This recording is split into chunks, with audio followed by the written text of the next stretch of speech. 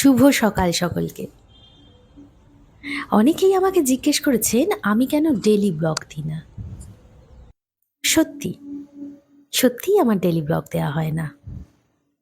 আসলে কি কথা জানেন তো, ডেলি কি ব্লগিং করব, মানে কন্টেন্টটা কি হবে সেটা আমার ঠিক মাথায় আসে না।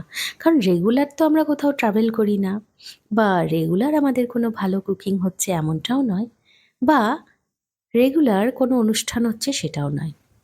সেই কারণে ডেলি ব্লগটা দেওয়া হয় না।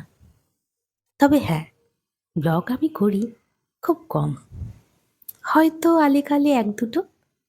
এই আজকেই যেমন দেখুন না, আমার কি মনে হলো, ছাদে চলে এলাম, হাতে ক্যামেরাটা ছিল, ভাবলাম একটু ব্লগিং করি। কারণ আপনাদের বলেছিলাম আমি নার্সারি গেছিলাম, সেখান থেকে বেশ কিছু চারা গাছ নিয়ে এসেছি। সেইগুলোই মনে হলো আপনাদের সাথে শেয়ার করি।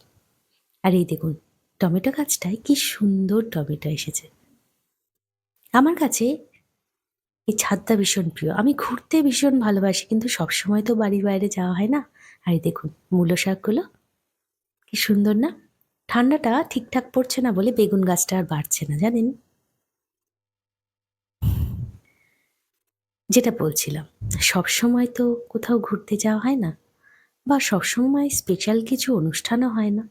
সেই কারণেই ব্লগ ভিডিও দেওয়া হয় না। এছাড়া আর কোনো কারণ নেই। আর এই দেখুন পালং শাকগুলো অলরেডি সব তুলে খাওয়া হয়ে গেছে মোটামুটি।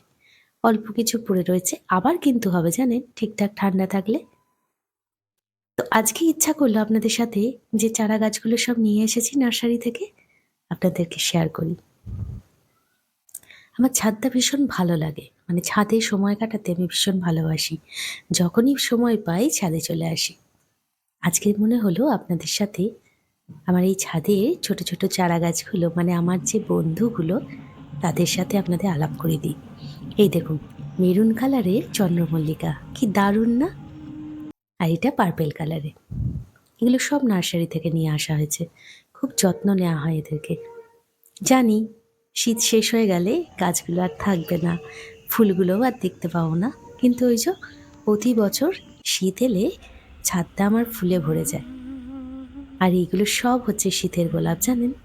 শীতকালে আমাদের বাড়িতে অনেকগুলো গোলাপ গাছ আছে। শীতকালে প্রত্যেকটা গাছে গোলাপ ফুল থাকে। কি সুন্দর দেখতে না? গাছের ফুল গাছেই মানায়। হ্যাঁ, গাছ থেকে আমরা ফুল তুলি না, এইভাবেই গাছে থাকে। আর এই যে সেই মেরুন গোলাপ ফুল, এই সেদিন নার্সারি থেকে এই চারাটাকে নিয়ে এসেছিলাম, আজকে আপনাদেরকে দেখালাম। আজ খুব ইচ্ছে করছিল আমার এই বন্ধুদের সাথে আপনাদের আলাপ করে দিই, তাই করিয়ে দিলাম। সকলে খুব ভালো থাকবেন, সুস্থ থাকবেন, আর হাসি খুশি থাকবেন। চেষ্টা করব মাঝে মাঝে একটা দুটো ব্লগ দেওয়ার। আজ তবে আসি।